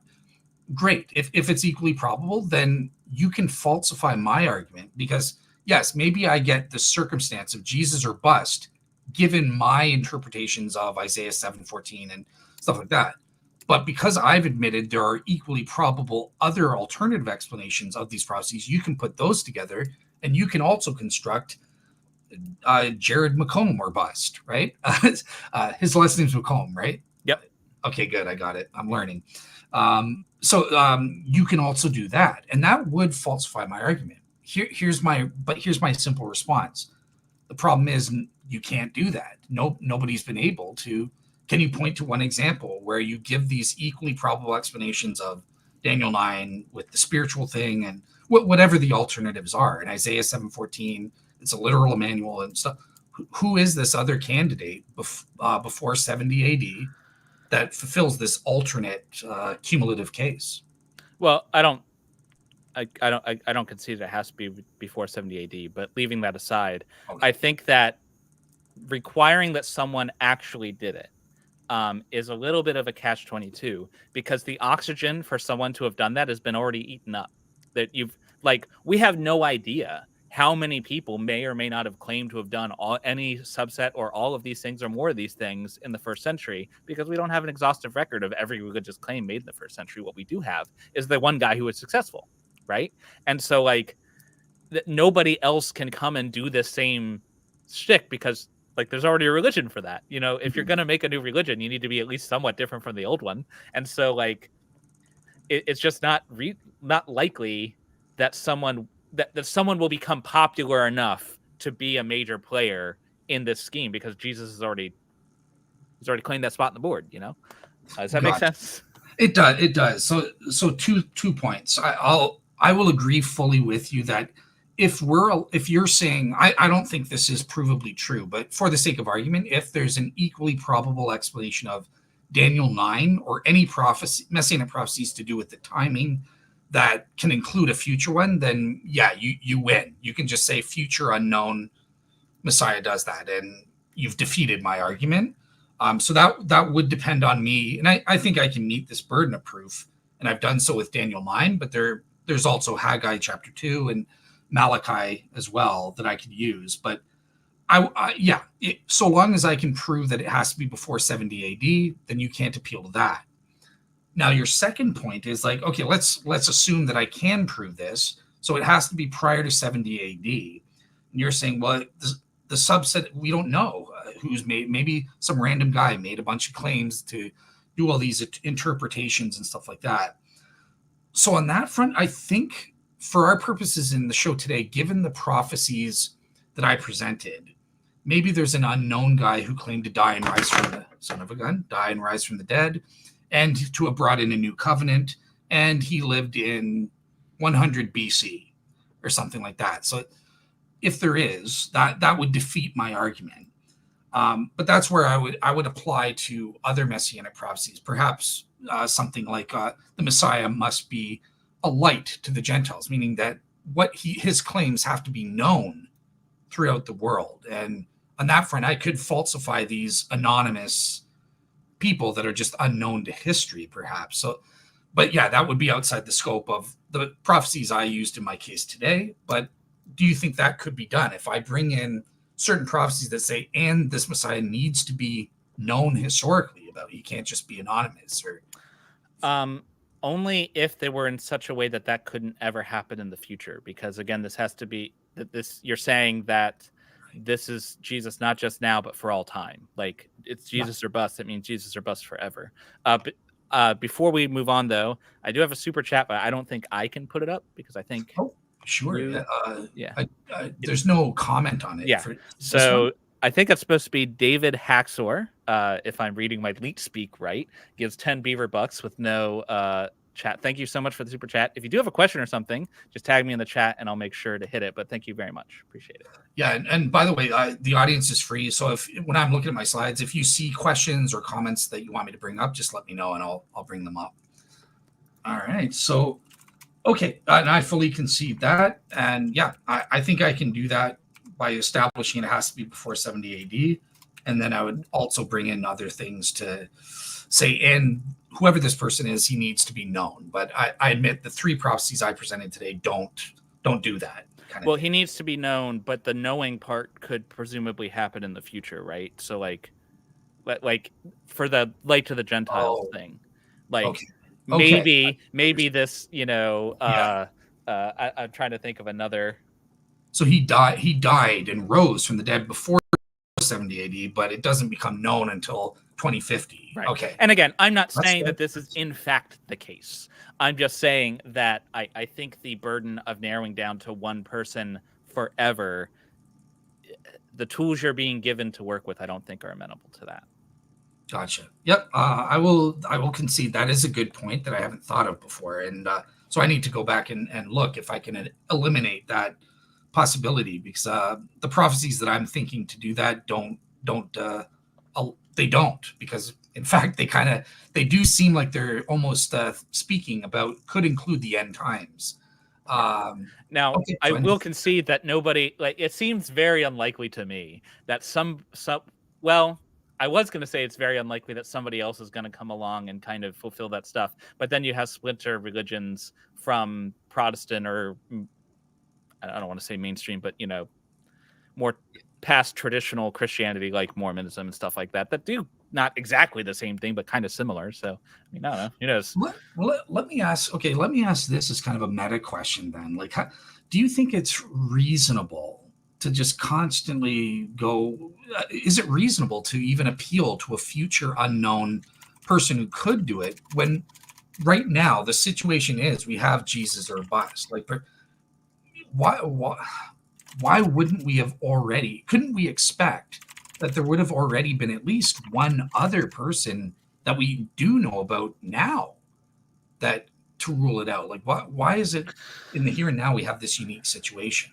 I think it's a little bit of a self-fulfilling prophecy, because what we have is the one that succeeded, and then so I think if you ran history back again, it's just as likely that you don't have Christianity of Jesus, but you have something similar of somebody else, right?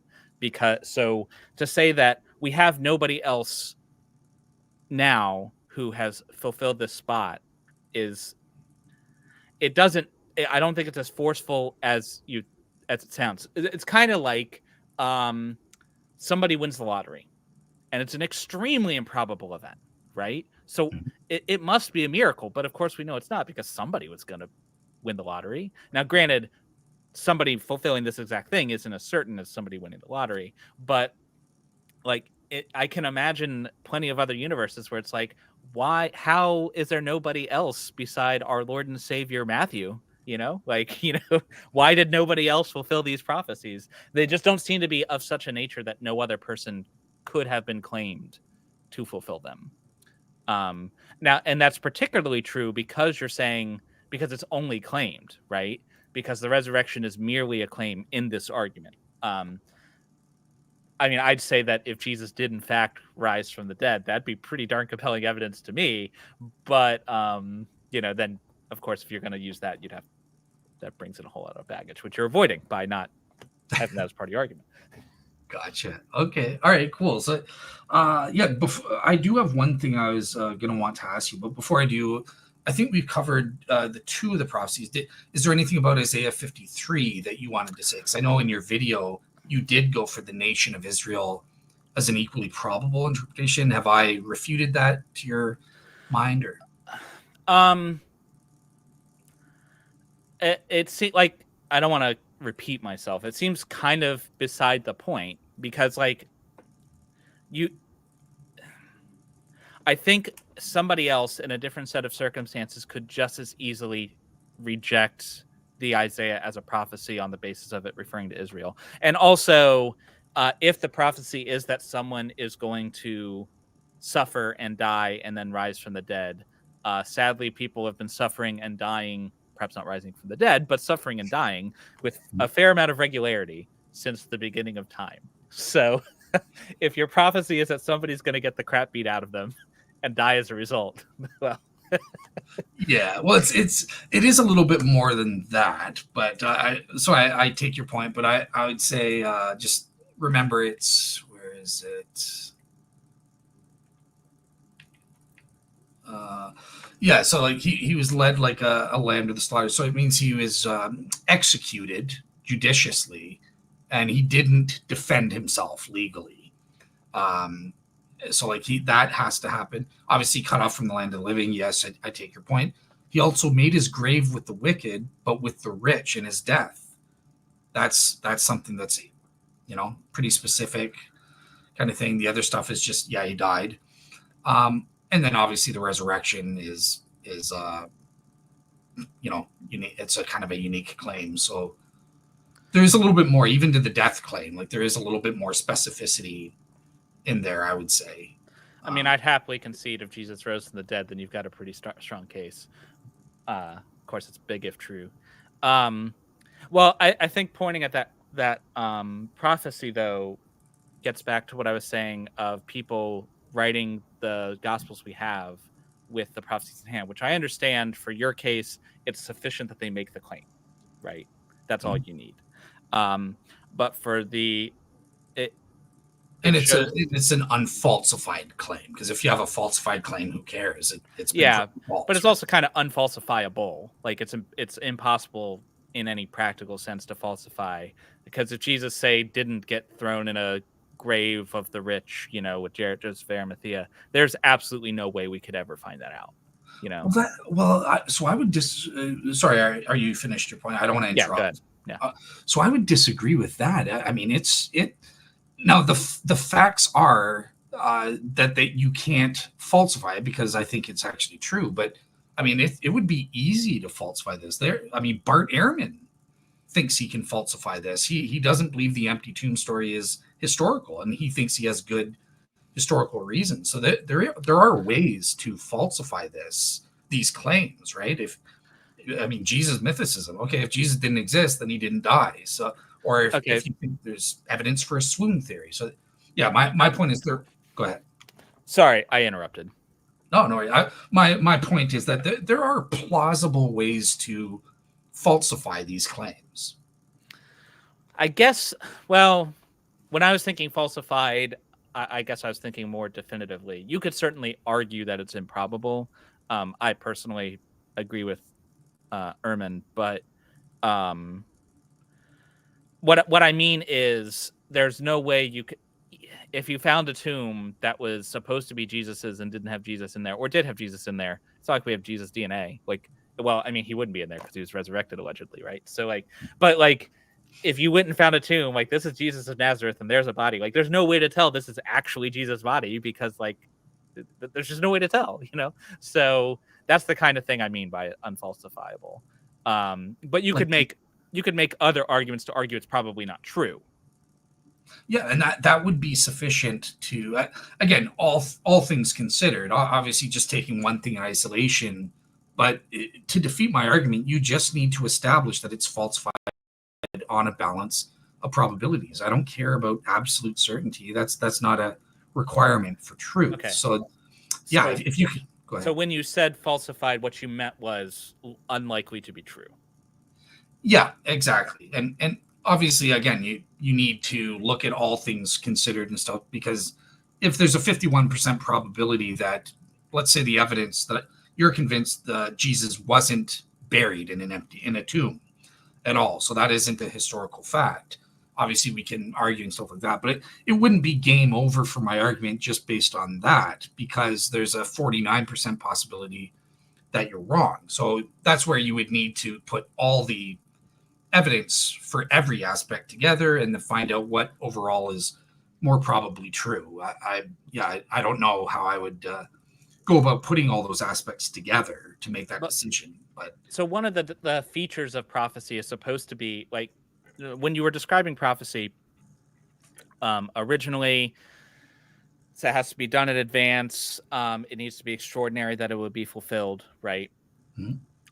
And even just looking at that burial thing, you can imagine a whole variety of other ways in which he could fulfill that prophecy that to me seemed just as reasonable. So he was buried with the wicked, but in the rich. And I think that the fulfillment of that is that he was executed with the wicked, but rich in death. Yeah. So the fulfillment is that he was executed with the like criminals, but then he was buried in the tomb of a rich man, right? Yeah. But I mean, he was. Imagine that it is a historical fact that he was in fact thrown in a common grave, as was often the case with crucified victims of Rome. He made his grave with the wicked. Well, he was thrown into a common, like that's where the wicked are, and he's rich in his death. Well, he's rich at the hands of our Father in heaven. He has spiritual riches. Like it seems to me that's just as reasonable an interpretation of the prophecy. And because you can do these things for every prophecy in series, I feel I've made this point a dozen times. I don't like it's not. Mm-hmm. Yeah. And you also had to make the claim that you're dying for the purpose of being an offering for sin, right? The sins of Israel and the sins of the world. Yes, but because we're allowing the claims of his future followers to take that role, it could just as easily his future followers could easily make that claim. Like the person who's being thrown in the grave never needs to have uttered those words as long as his followers say that was the purpose, and there's no way to tell. Yeah, I think, for my argument, it doesn't matter. Although in this case, I do think we can prove historically the historical Jesus actually did make that claim. But you're right. It doesn't matter. Even if we had no evidence establishing that, it wouldn't matter kind of thing. But yeah, I take your point. I do think that the resurrection is the real kicker that I think is providing the extraordinary aspect. So it's kind of the conjunction of you would make this new covenant, you would die and rise from the dead before 70 AD. It's really the resurrection that's doing the heavy lifting of making that conjunction of an extraordinary quality. So yeah, is that without that? Okay, he died, and I kind of take your point about what you're saying about this aspect, although there is an element of specificity there that's important. An offering, making an atonement for sin is an extraordinary aspect as well, I would argue. It's extraordinary, but like it's also it's not something you can measure or confirm. Like it's a very spiritual thing, right? And so was Jesus' death the atonement for sins? I mean, it was claimed. Was it actually? I mean, how would I possibly know that short of dying and asking God? Gotcha.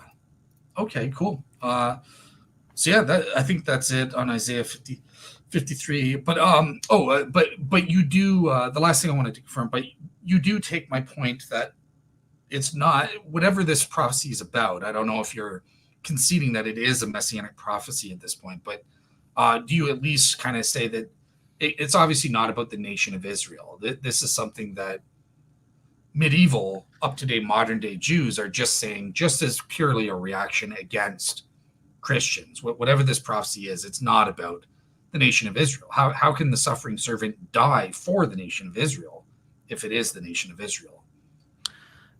I don't consider myself well versed enough in the reading, in the way that Jewish people read their text to say that it is clearly this, that, or the other. I'm not an expert in ancient Hebrew, but for the purposes of today, let's say it's a messianic prophecy. It's fine. It doesn't matter. Like I don't think it ultimately matters one way or the other, because if it weren't a messianic prophecy, or if you determined it weren't, like then okay, then Jesus doesn't need to fulfill it, and we'll just pick another one from the pile, you know. Gotcha. Okay. All right. Cool. And just I'll play the skeptic for half a second if you don't mind, just for the audience sake, so they're aware. I think a much better interpretation is to go with the righteous remnant within Israel interpretation. So it's there's always this righteous remnant that their blood dies, like the Maccabees, right? Their shedding of their blood atones for the sins of the right of Israel as whole, right? Or Daniel the prophet. He's part of the righteous remnant within the corrupt, sinful nation of Israel. I would just say that's a much better interpretation. I still think that fails, and I give my 3 reasons here. But I just, out of fairness, I just wanted to say that there are other interpretations that you could go for that avoid saying that this is a messianic prophecy. But in the end, I think those fails. But that's all I'll say on that, since you're kind enough to concede in this debate. But all right, cool. So the one thing I wanted to ask you, and let me bring it up. So here's something that I was interested in, and I'm hoping maybe you can do it, right? So strategy number 5. So this is where, pretend you concede I was successful in everything I said. We do have Jesus or bust, and with provable, objective elements and prophecies that cumulatively are extraordinary, and we have unfalsified claims of Jesus, and you're like, wow, yeah, that it's clear nobody else can fulfill this. It's Jesus or bust in terms of the Jewish Messiah. But what about another way of falsifying it is to say, look, forget about the Jewish prophecies, or forget about, there are other religions that have prophecies like Hinduism, Buddhism, or in this case, I made it about Islam, right? Because Islam claims to use the Bible and say that there are prophecies about Muhammad. And I went through that in my presentation and just showed the prophecies about Muhammad, like Deuteronomy 18 saying, oh, there will be a prophet like Moses. Okay, I mean, that could be anybody. In fact, we have so many different people and options there. Like, for example, it's actually talking about Joshua. And I would argue that Muhammad is actually falsified because this prophet has to be Jewish. He comes from among Moses's actual brethren, the nation of Israel, and stuff like that. So, but this is what the point is. Muslims make an attempt to say, well, we can establish, given biblical prophecies, that we have Muhammad or bust with certain prophecies. And that's what I wanted to raise to you. Can you think of any examples in any religion or anywhere, Nostradamus or anything, whereby we have a similar situation, a set of extraordinary prophecies that are clear enough, and whereby we have someone or something that makes unfalsified claims to fulfill those, where it's comparable? It's that person or thing or bust for fulfilling that. Is there anything comparable that you know of? I have to admit my knowledge of other religions, particularly non-Western religions, is pretty thin.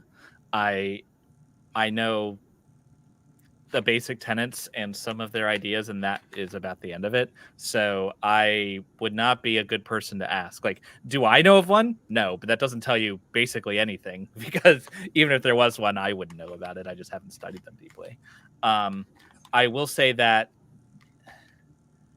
it wouldn't surprise me much either way, because, like, on the one hand, not every religion, in the West, it often feels like the features of religion include having a text with all these like prophecies and all but that's just that's a Jewish thing that ended up becoming a Western thing through Christianity and to some extent Islam. That's not how every religion even functions. So we wouldn't necessarily expect other religions to have this, because that's kind of like asking, why aren't other religions more like mine? Well, because they're not yours, Fair enough. And that, from my experience with other religions and their texts, that is the case. Like, this isn't really a thing, right? Like, that they'll have like scattered prophecies about random things or something like that every once in a while in some texts. Like, for example, I'm thinking about like one person brought up like Native Americans or something, right? They prophesied that there would be these people with pale skin that would come, and stuff. That's it. That's all they've got. That's their prophecy. And the Spanish conquistadors came, and see, that's a fulfillment of the prophecy. But it's so unimpressive because, number one, it's a one-off. Number two, the prophecy was written after the Spanish conquistadors happened. And even if it wasn't, you could appeal to something like maybe someone saw the Vikings, and that spread. So they saw white people or something like that. But even still, like the point is, it's just not comparable. It's not like, oh, we have a set of prophecies about this same subject and they're cumulatively making this case. That's just not what they're about, these other religions that I've seen. So yeah, I take your point. All right. That's I think that's it. Is there anything else you wanted to talk about, or? No, I think we pretty much covered it. I think that the approach is interesting because it sacrifices like ultimate power, like the traditional argument from prophecy, if successful, would get somebody all the way to belief, right? Yeah. So this takes a strategy of sacrificing some of that ultimate power of the argument to make it much more achievable, which is a valid way to go about arguing. A lot of people seem to have this idea that if an argument doesn't get you 100% of the way, it's useless, which is just not the case. Like if I make an argument, even if you're not convinced that I'm right at the end, if you're more convinced than you were when we started, then that means it had value and was effective to some degree at least, right? And so, like in that sense, I think it's a clever approach, and so it's far more likely to succeed than the other one. I expect, but it's the part where it has to be uniquely Jesus forever that trips me up. Gotcha. All right, cool. Yeah, I'm trying to scan the audience because I wasn't able to check it. Did you notice any comments or questions that? I have been watching and engaging with my audience. Your audience mostly consists of Wesley Curry 2 yelling prophecies at us. But my audience, I think I've answered all their questions. If anybody has one, rapidly, please tag me. But yeah.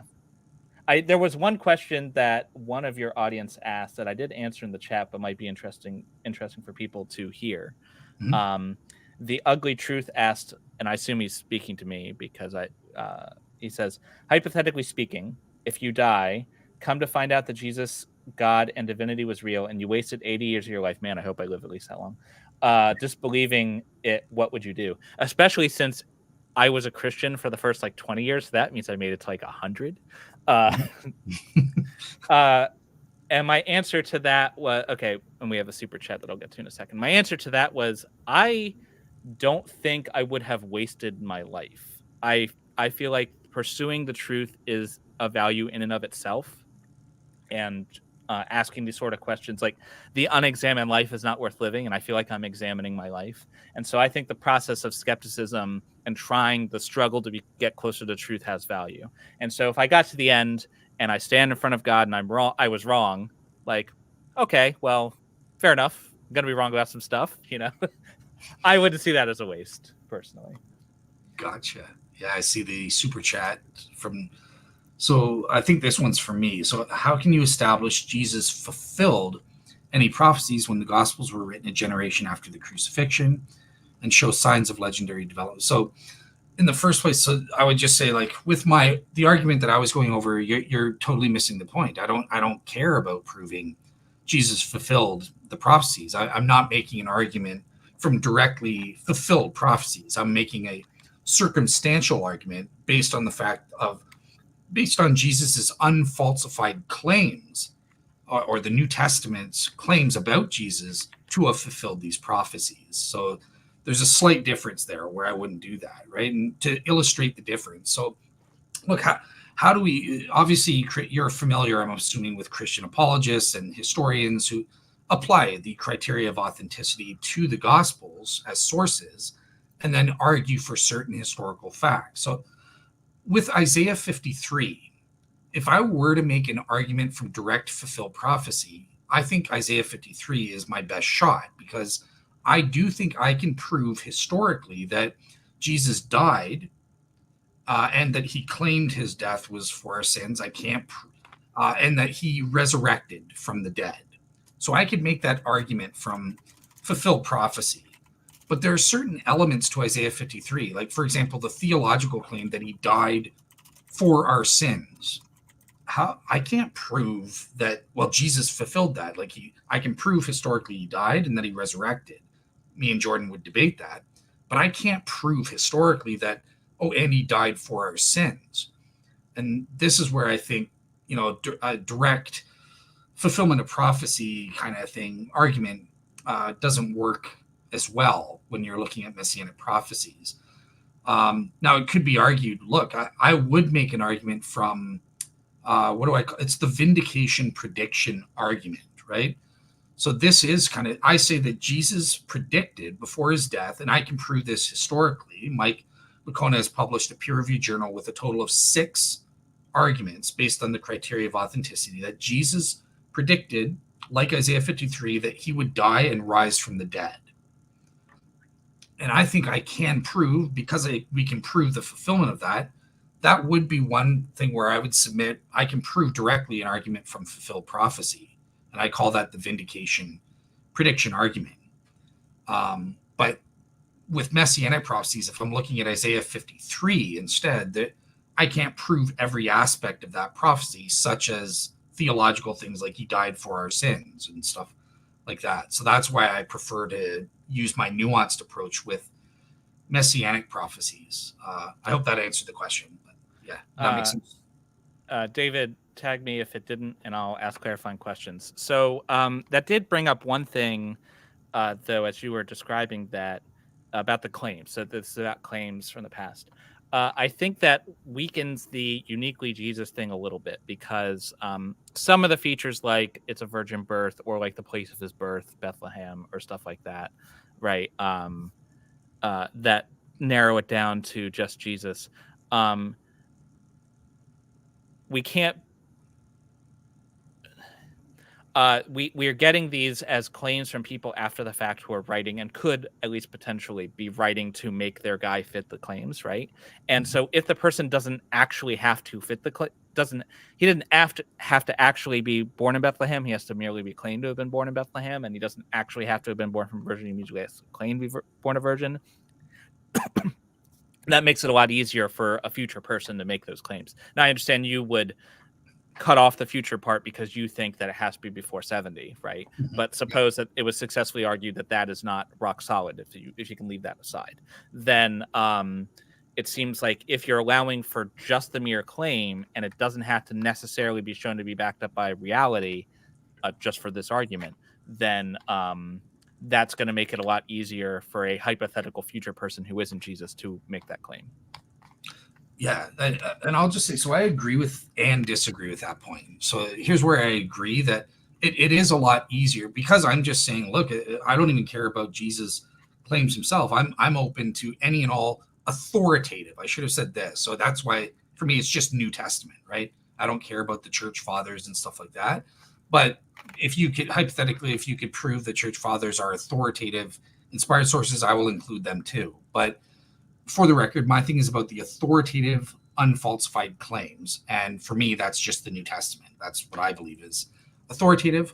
And that makes it easier, right? I mean, yeah, they're looking, and in some cases, with Matthew especially, they are directly looking for messianic prophecies in the Bible and putting that in there. That, I think, is proven historically that they were doing that. That doesn't mean they were fudging anything or talking about false things, but they were purposefully looking for messianic prophecies that Jesus fulfilled. But I think that's irrelevant, because, yeah, it makes it a lot easier to find prophecies for Jesus fulfilled. But I still come back to, but we still have this unique situation of Jesus or bust. If it's so easy, I mean, Jesus wasn't the only Jewish Messiah claimant who had followers. Why didn't Jared McComb's followers in 100 BC do the same thing? Why didn't they go to the Old Testament and, oh, Jared did this, he did this and that and that? That's my response to that.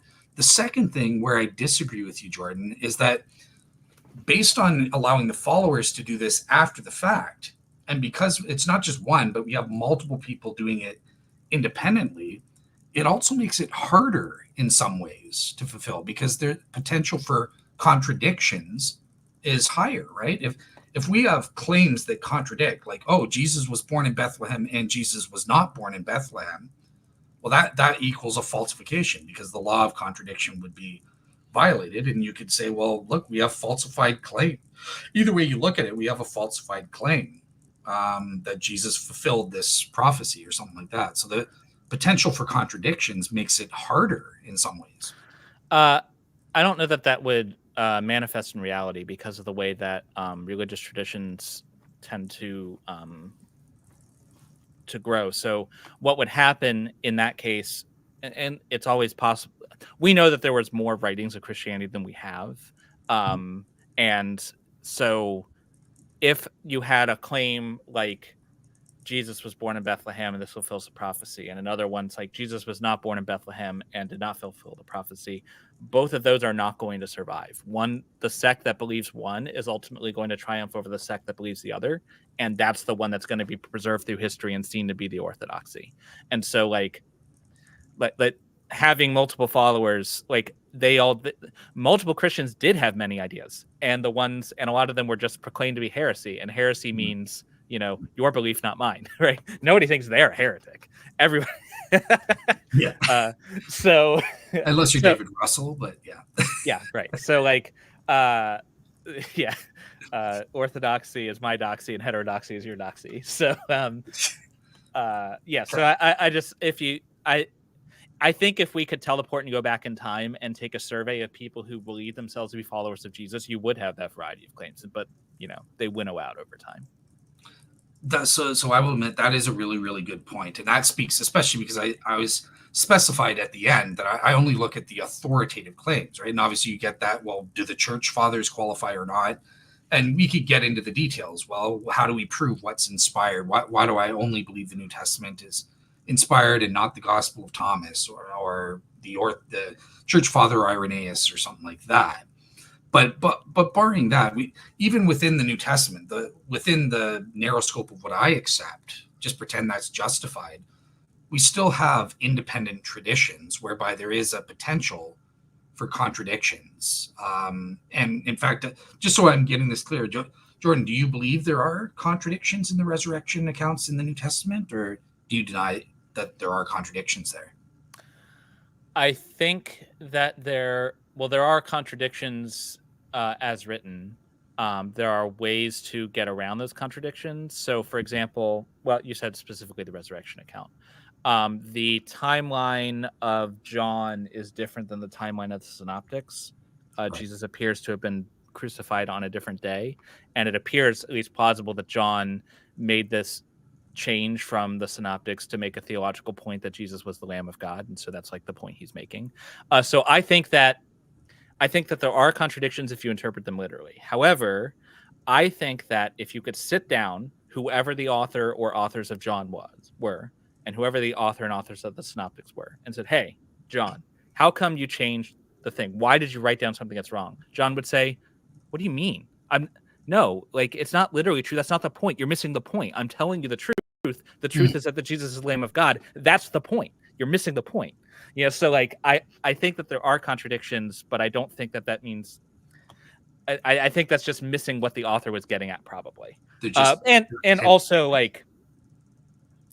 What I think that means is that you can't say that these are like divinely inspired in the sense that every single word is true.